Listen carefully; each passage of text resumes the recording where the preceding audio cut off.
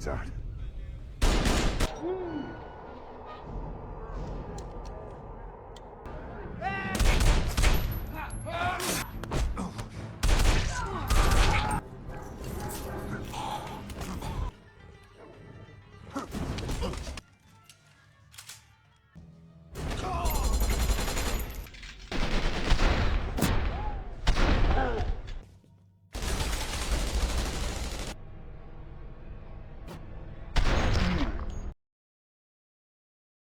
The film opens in silence, broken only by the sound of wind moving through a remote Albanian village called Tropoj.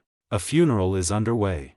Black-clad men stand around freshly dug graves, rifles slung over their shoulders. These are not mourners in the traditional sense. They are members of the Albanian mafia, and the men being buried were killers themselves. At the center of the gathering stands Murat, the patriarch of the family.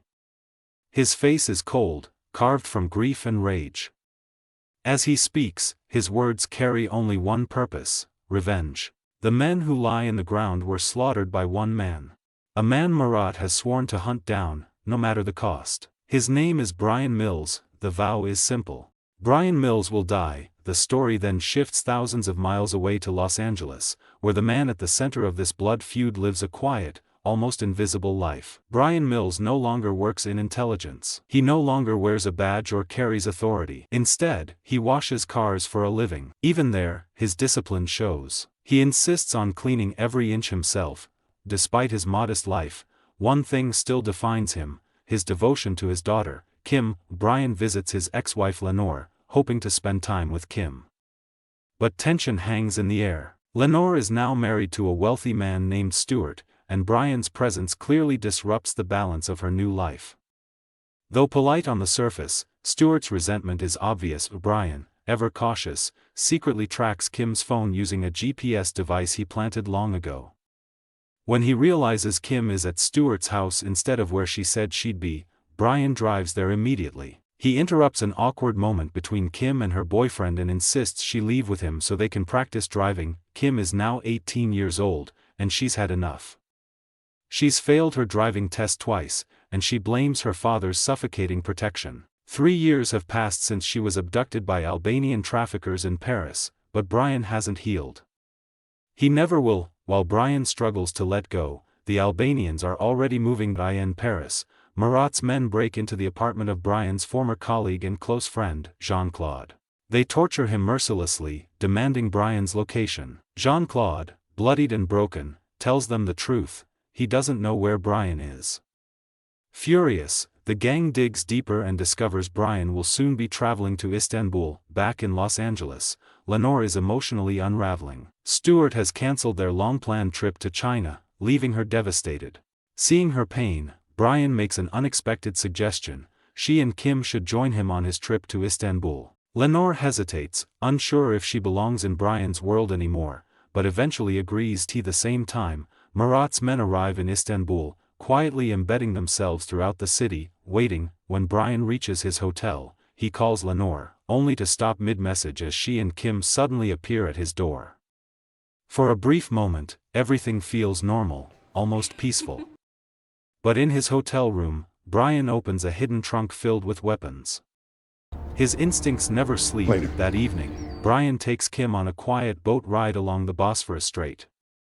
The city glows around them. Kim opens up about her boyfriend, unsure whether love is real or just something people say. She remembers her mother once describing Bryan as her great love, a relationship that felt magical before Kim was even born. The next day, danger finally reveals itself. While Kim explores the city alone, Bryan and Lenore take a taxi ride together. Suddenly, Bryan senses something wrong. His posture stiffens. His eyes scan reflections, corners, movement.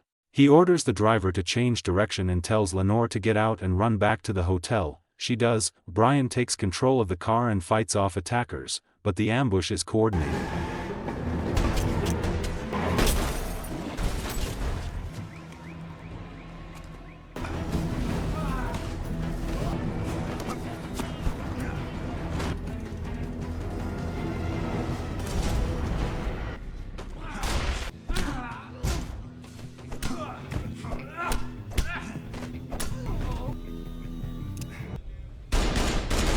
Lenore is cornered by Murat's men and taken hostage. Bryan is forced to surrender. With only seconds before being captured, Bryan calls Kim. His voice remains calm as he gives her precise instructions: where to go, where to hide, how to survive. He smashes the phone before being beaten and taken away. With Lenore back at the hotel, Kim narrowly escapes. She climbs from her room into Bryan's, hiding inside his closet just moments before the kidnappers arrive. Hotel security attempts to intervene, and are brutally killed in a dark hideout. Bryan is bound to a pipe. Alone, he reveals a backup phone hidden on his body and tries to contact his old CIA friend Sam. No answer.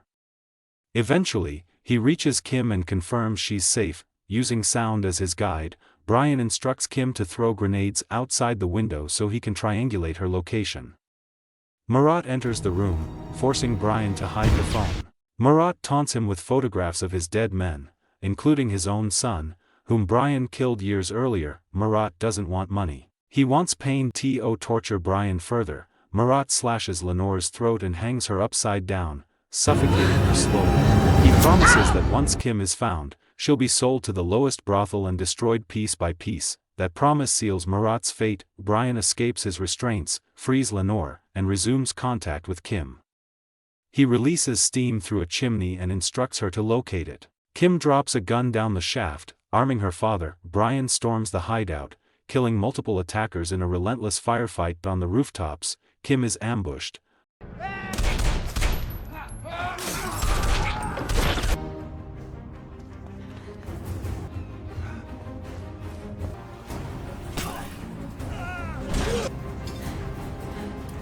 But Bryan arrives in time, saving her. Together, they steal a taxi. Bryan sets a 5-minute timer to reach Lenore, but they arrive too late.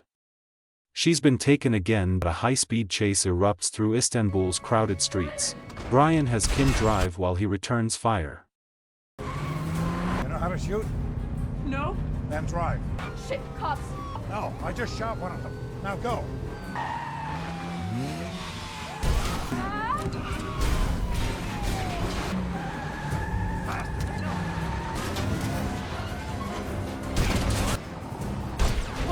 Shit.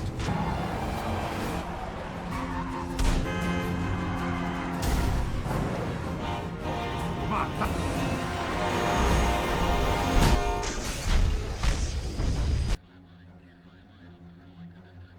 Don't stop. But the soldiers. He guides her toward the American embassy, and despite heavy gunfire, they crash through the security barrier to safety. Once Kim is secure, Bryan resumes the hunt. He tracks Murat to his final hideout, eliminating guards one by one. Inside, Bryan confronts Murat. With a gun trained on him, Bryan asks how many sons Murat has left. Point 2. Understanding the endless cycle of revenge, Bryan lowers his weapon. But Murat attempts to shoot him from behind, only to discover the gun is empty. Bryan hands him the bullet he removed earlier, and ends Murat's life by slamming his head onto a wall hook. Bryan finds Lenore alive but unconscious. He carries her out, holding her as she wakes. For the first time, the nightmare is truly over. 3 weeks later, Kim retakes her driving test, and finally passes. Bryan embraces her with pride. They celebrate at an ice cream shop, where Kim's boyfriend joins them, symbolizing a fragile but hopeful future. For Bryan Mills, the war is over, and this time, his family survived.